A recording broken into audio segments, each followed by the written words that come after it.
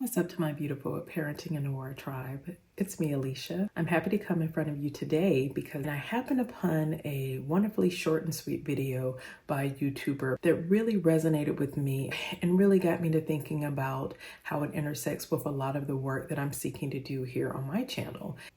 But let me pause for a second and step back, just in case this is your first video that you've accessed for me. I am the parent of a lovely, precocious 7-year-old daughter.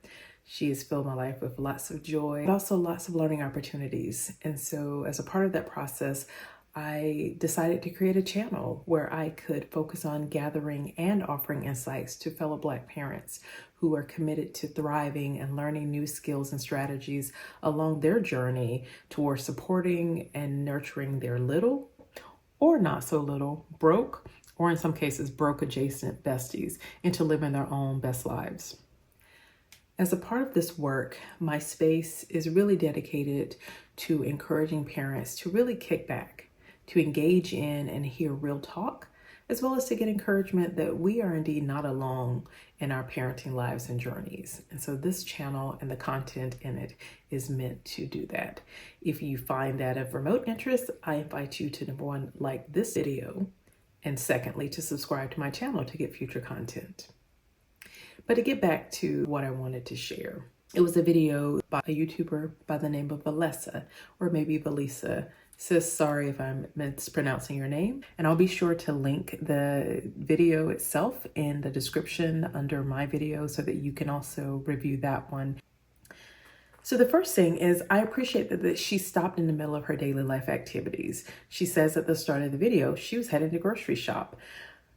And so in doing so, she took a moment to honor her feelings as well as to vocalize those feelings.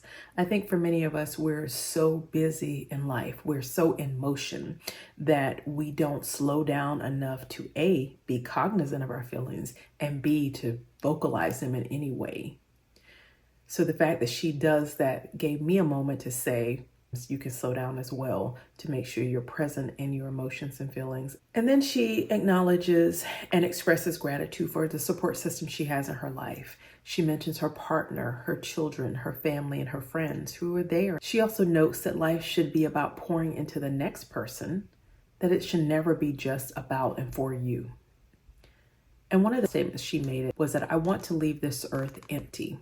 That everything she's learning and everything she's doing, she wants to be able to pour it into the next person or the next generation. For many of us, we are now more isolated. And I think there are both blessings and burdens to this separation from those people, places, and things that may have been a part of your landscape at some point.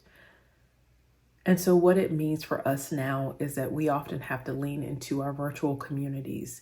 It can include your family, it can include your chosen tribes, but in those instances, you are creating a lot of those networks and connections that existed in a way that was often organic in the past.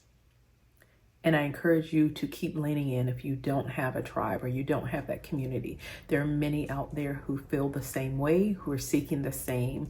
And so I encourage you not to exist alone, but to seek out those who may have similar thoughts, needs, and desires. And another pivotal part of her video where she said, and I really paused on this for a second, everyone's voice was made to and assigned for a certain crowd of people.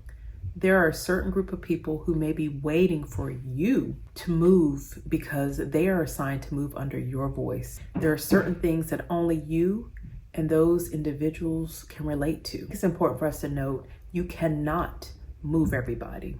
You cannot motivate everyone. Yet you can still be true to who you are. And you shouldn't be afraid of others' opinions about you. Accept your assignment and live your life fully. Choose to grow intentionally, to live up to and into your calling. There are a few questions I'd like to pose to you, and please feel free to enter your thoughts in the comment section below this video. How does what Valissa and I said resonate with you? Are there any parts that impact you more than others? And more importantly, did this or these videos trigger something within you? Perhaps something that's been tugging at you, perhaps calling to you, maybe whispering to you in your quiet moments. The thing or things that we consciously or unconsciously try to stuff down to quiet and ignore. Those things that you just don't currently believe you're equipped to do or be. And that's very likely your purpose knocking. So my additional question for you is, will you answer?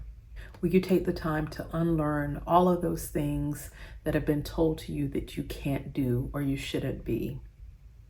Will you take the time to quiet all of the voices or put on blinders for all of the people who, well-intentioned or not, may have stood in the way of you pursuing the life of your dreams? Are you going to live it in the way that you want? Are you going to lean into those who support you and encourage you?